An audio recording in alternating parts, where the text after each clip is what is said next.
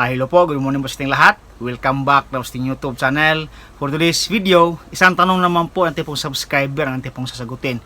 Ito'y galing po kay Nini Dim Talio. Shout out po siya dyan, kaibigan. Ang kanya pong tanong ay, pwede ba daw painumin ng tubig yung inahing baboy na naglilibor? So kayo po ay mahilig po sa paglaga ng mga baboy o kahit anong hayop pangkabuhayang pagkikultura, mag-subscribe lang kayo sa aking YouTube channel. Ryan Patinio Agri Farming, Family and Kitchen Adventures. So ngayong umaga po mga kaibigan, atin pong pag-uusapan yung tungkol po sa tubig sa mga inahing baboy po na naglilibor. Bago po kasi mga anak yung mga inahing baboy, mayroon po silang iba pong mararamdaman, iba po sa mga sakit na kapag sila po yung mga anak na. So ito po yung tinatawag na labor process, o sila po yung mag-undergo muna ng paglilibor bago po sila mga anak. Usually po mga kaibigan, yung mga inahing baboy kapag sila po yung mga anak, sila po ay nasa 109 to 119 days, average of 114 days. Yan po yung mga normal range na pwedeng mga anak yung ating mga inahing baboy.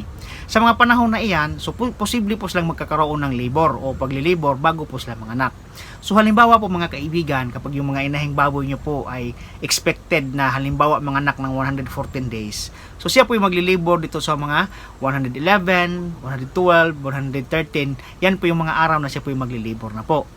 Alam po natin na yung mga inahing baboy po ay naglilibor na kasi po, unang-una, sila po ay talaga pong hindi makali doon sa loob ng farrowing pen. Sila po ay higa, bangon, kagat-kagat ng grills para pong gusto nilang sirain yung kanilang pong farrowing pen po mga kaibigan. And then, sila po ay nagbabawas po ng dumi, nagbabawas po sila ng ihi, kaya siya po yung ihi ng ihi, tae ng tae, hanggang yung kanilang pong dumi po mga kaibigan ay singliit na po ng dumi po ng kambing. And then sa tubig naman po, sila po nababawas po ng tubig, sila po ihi ng ihi. Importante talaga na sa ating pong farrowing pen mga kaibigan, mayroon po tayong auto drinker. Para nang sa ganun, kapag nauuhaw po yung inahing baboy, siya po yung makainom ng tubig anytime po na gusto niya.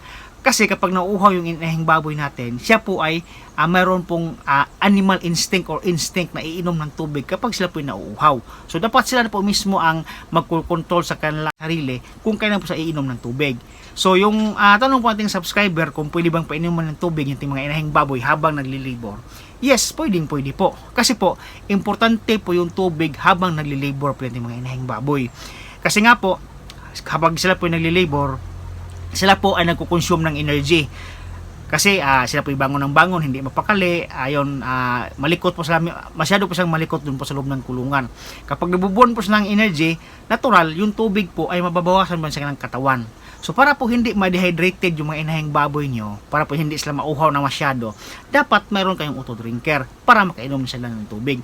Dapat din po sila makainom ng tubig kasi pagdating po malapit na po silang mga anak, magkakaroon na po yan ng pagdurugo dun po sa kanilang puwerta. So kapag magkaroon po ng sobrang pagdurugo, so mauubusan po sila ng dugo, wala po silang stock na tubig sa kanilang katawan, yan po ang sanhi po na ikakamatay po ng mga alagang inahing baboy kasi po siya po yung magkakaroon ng hypovolemic shock or kulang po sila sa tubig.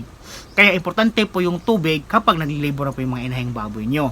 So dapat talaga yung inyong farrowing pen po ay mayroon po kayong auto drinker.